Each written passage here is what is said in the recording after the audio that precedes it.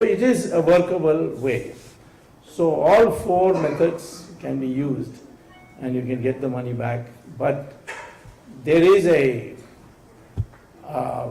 opinion in our party that we should go slow on this, because it will destabilize the economy.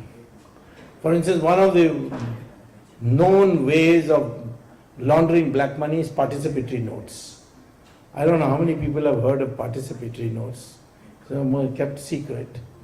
It's you take cash to Morgan Stanley or US Fidelity Investments or Goldman Sachs in any foreign office and put cash in dollars and show the Indian passport, because no other country has participatory notes, so you have to show the Indian passport.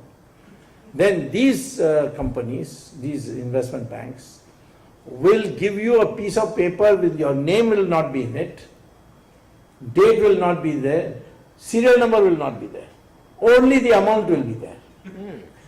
And you take that participatory note, come to India, give a photostat copy to the Reserve Bank, they'll give you a chit, and with that you can go and invest in anything. Most of the time they don't invest in stock market. So the stock market keeps going up and down. There's no logic, because this money comes, goes, it's hot money. So you put in stock market, stocks go up, you sell it, you get your profits, your capital gains in rupees.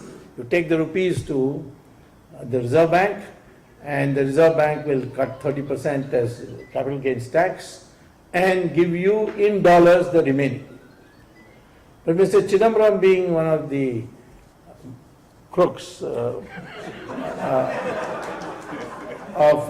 he has a crooked mind, and most of the time he worked on how to make more money, and he then said this is wrong, paying 30% capital gains tax. After all, we make so much effort and all, we must get some relief.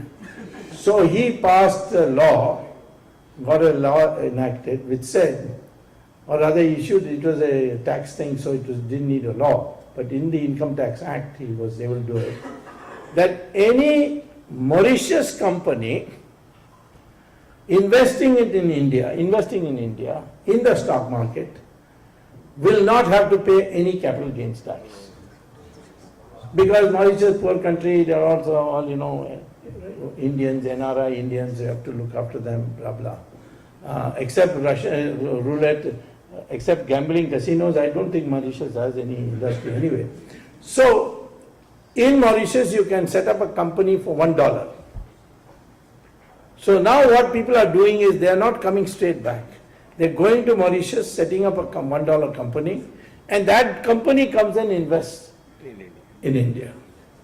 And as a consequence today, Mauritius is the largest provider of foreign investment in India. Not the United States, not any of the industrialized countries. Because all our money is going out and coming back through Mauritius into India.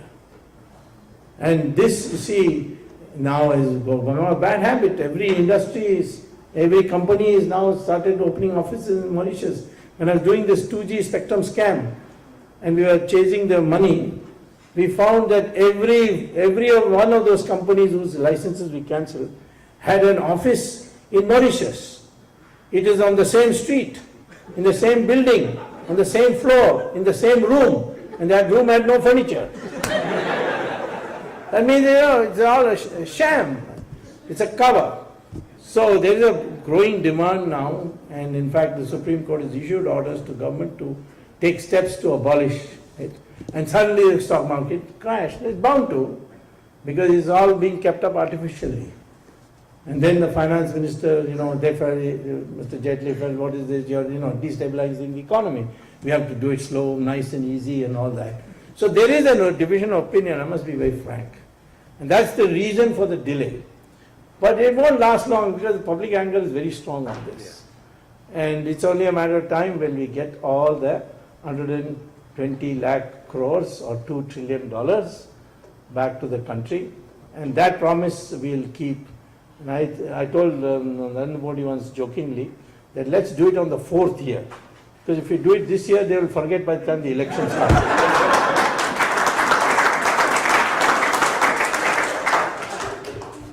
So these are the various promises which are outstanding, which we are trying very hard to implement. There are others which are in process. It can't be done very fast. Take, for instance, writing of history books.